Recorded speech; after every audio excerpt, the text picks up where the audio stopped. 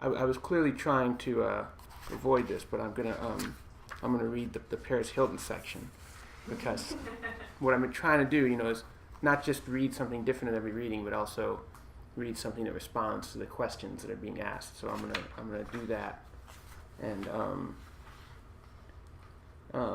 yeah, this will be my LA reading in Fort Lauderdale of all places.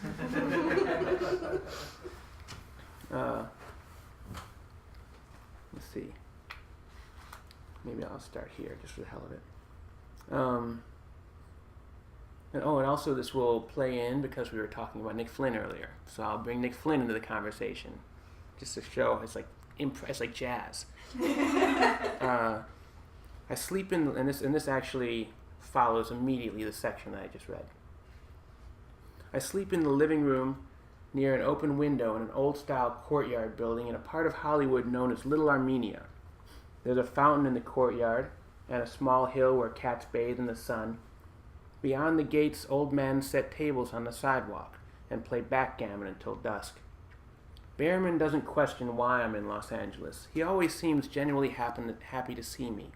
He lives with his fiancée, and people come over all the time. Everybody has keys. Nobody calls. They just walk in and out. There's no need to make plans. I take 10 milligrams of Adderall with my coffee every day. At night, 2 milligrams of Lunesta get me to sleep. But I wake up feeling groggy. The sleeping pills give me headaches, or maybe it's a combination. I remind myself to eat, but sometimes I forget.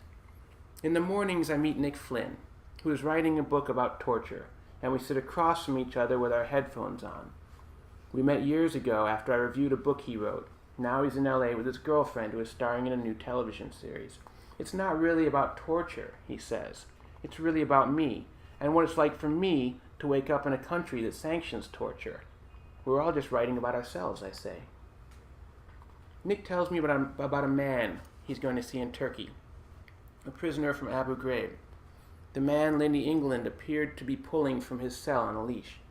He says when he talks to people about torture, they often respond, "But they're trying to kill us." Who, he says. Who's trying to kill us? I tell Nick about Sean and the Hans Reiser trial.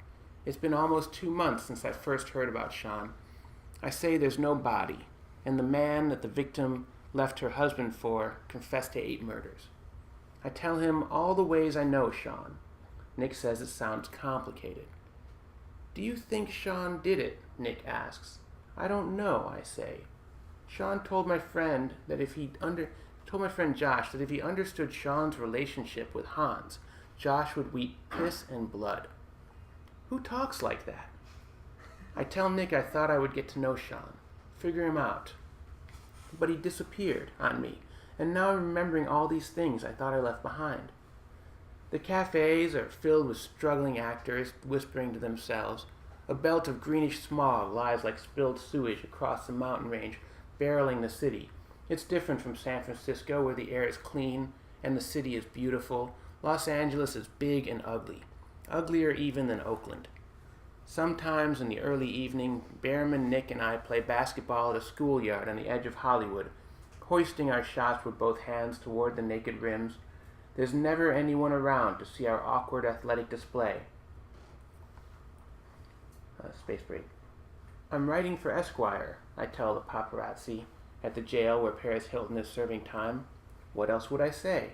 That I'm waiting for a murder trial to start, sleeping on someone's couch, and starring in porn films in the San Fernando Valley? I talk to the inmates as they leave the jail for treatment facilities. One woman is missing her front teeth, top and bottom, and the other had 4 earrings ripped out during a gang fight in South Central. She says she was defending her sister. The PR machine works overtime to flag the story that Paris is serving extra time because she's a celebrity. It's inaccurate, but there's nothing to do about it. Paris is given a special bed in the hospital unit.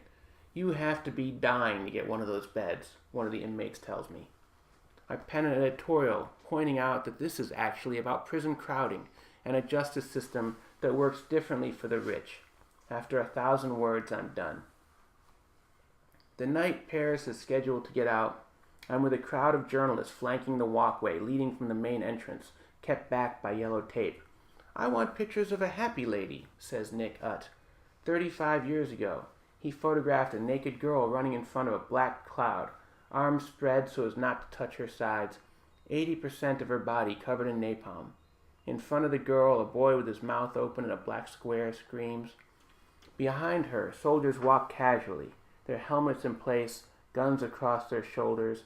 That picture won the Pulitzer Prize and helped end a war an ocean away. More recently, Ut photographed Paris Hilton crying in the back seat of a police car after being told she was to return to jail. You look at the pictures, Nick says. They're very similar, also different. Kim was poor and her family suffered a long time. Paris was in jail for 3 days. When Paris was first sentenced, she said she hoped the media would focus more on the war. When the judge ordered her back, she screamed, "Mom, it's not fair." In a phone interview from jail, she said it's like being in a cage. There are hundreds of journalists, a dozen police, and tourists coming in. I meet Ashley Moore, who spent 7 days here back in September. She couldn't make bail, so she sat in the jail for a week.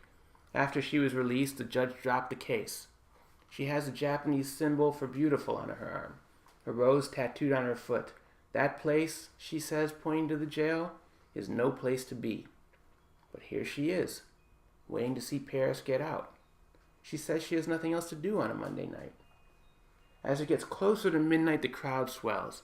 The TV reporters report live. Helicopters hover overhead. The parents pull up in a large black SUV.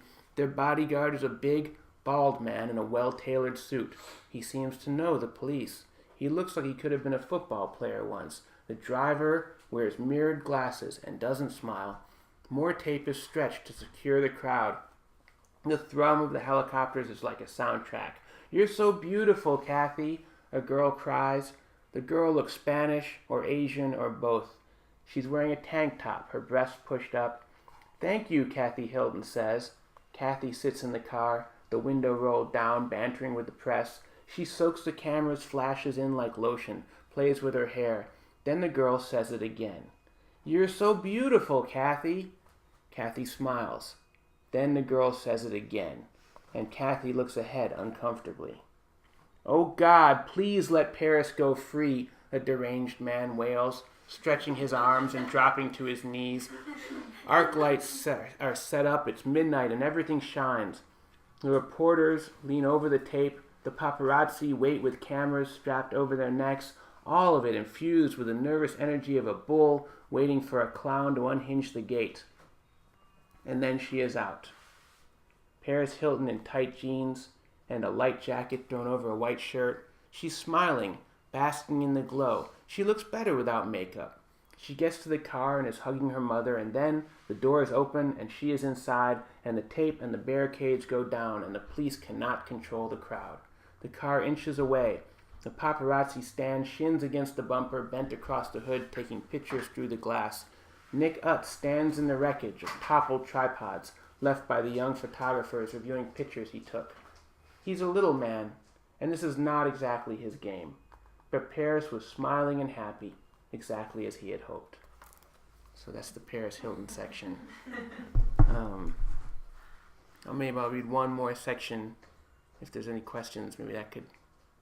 I haven't really decided on a third section, but if there's any questions, I'll read one more piece. I don't know if this moves like into another part of the book, but is this experience, like with Paris Hilton, part of the reason why on the Rumpus we don't do anything that's I would say so, yeah. I would say so. Yeah, we have this, I don't know how many of you are familiar with the Rumpus, such a online culture magazine that I founded, that Brian is the poetry editor for.